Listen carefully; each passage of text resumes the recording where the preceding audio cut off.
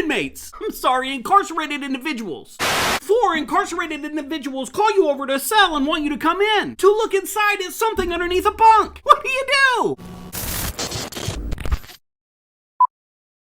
I'm William Young, correctional officer, author, and advocate for the correctional profession. And Austin has a question. But before I dive into that, check this out. I have a piece in the latest edition of American Jail. It's the magazine put out by the American Jail Association. It's pretty cool. I've had articles published online and I've written a couple of books, but never in a Real Deal magazine. You should check it out. I'll put the link in the description below, and after you check it out, you should check out the American Jail Association. They're doing some pretty cool things for the profession. Now back to Austin. Austin is pretty new. He says here that he just worked his 8th shift. That is new. Well, welcome to the family, Austin. I hope everybody at your facility is treating you the way that they should be treating you. Guiding you, mentoring you. And I hope your recently promoted super qualified supervisor is answering the phone when you call. If not, let me know. I know people. Lots of people. Seriously though, guys, rookies are friends, not food. So let's look at this. 8 shifts in, someone threw a tray, inmates are acting up. Yep, that's pretty par for the course. That means situation normal. But this next part is a little concerning. Let me put on my serious shirt and take off my hat.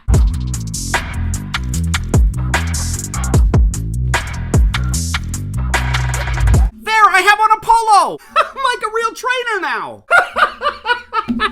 But seriously, check this out. He said that there were 4 inmates inside the cell and 1 outside. And then the one outside of the cell calls him over. So he grabs his keys and radio and heads on over to the group to see what's going on. And when he gets there, one of the inmates inside the cell tells him to come in and look at something. And his spidey sense goes off. So he steps out into the day room and calls for backup. He said in his message that he would have had to got down on the floor to see what they wanted him to look at. So Austin wants to know, what would I do? What would I have done in this situation? Before I answer, I'll just say that I am so glad that you decided to disengage. Good call. Only 8 shifts in, and I think you made a great decision to disengage. Well, with hindsight being 2020, let's look at this. My experience is with direct supervision. So we're out in the day room all day. So if I'm working a unit and an inmate beckons me, I'll acknowledge him and ask him what they need. And if he says, come here, CO, I gotta show you something, I'd be skeptical too. Depending on who it was, where it was, is this my regular unit, right? There are a lot of variables. So in this situation, I'd call the inmate over to me to where I was and I'd ask him what he wanted me to see. I wouldn't go to him, unless it was emergent. Unless he said that someone was seizing or had passed out or something like that. But even then, I'd be cautious. I wouldn't respond without backup. And I wouldn't enter a cell with an open day room alone. I know that we're surrounded, outnumbered all the time, but we still have to be careful. Smart! We just can't go running all willy-nilly into the unknown. So,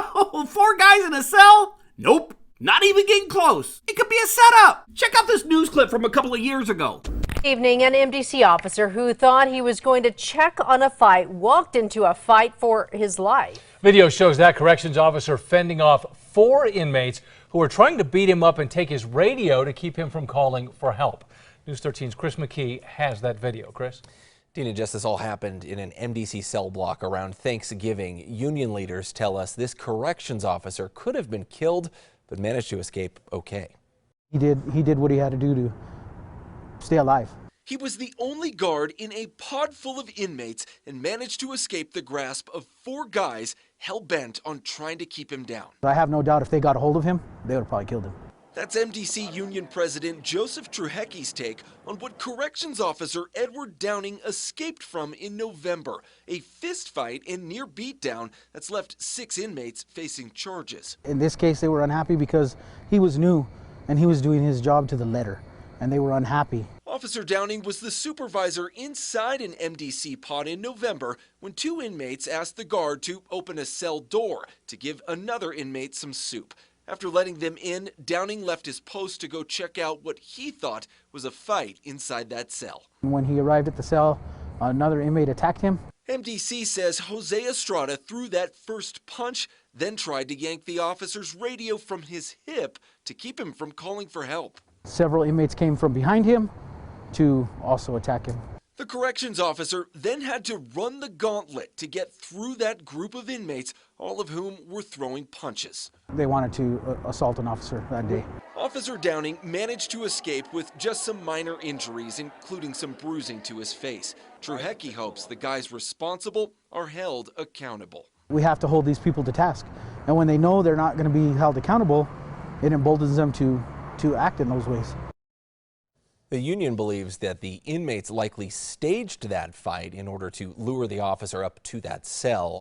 Now, I'm not showing you this clip to say that this young man did or didn't do something correctly, maybe should or shouldn't have done something differently. I'm showing you this to remind us that at any time we could be attacked. I'm gonna let that sink in for a minute. And while it is, I want to show you this awesome patch that Robert from Marion County sent me. Thanks, bro. So let me sum this up. Situations like this, what Austin is talking about, is probably, most likely, potentially a setup. So don't go into that cell. Don't go into that cell. Say it with me. Don't go into that. Very good. If you like this video, if you found value in this video, straight punch that little like icon. Comment and share this video with anyone that you think may be interested. And if you're craving more premium correctional content, check out this video right here. Or this video right here. All right, guys, that's all I got. Until next time, be smart, stay safe, stay sane, and we'll talk soon.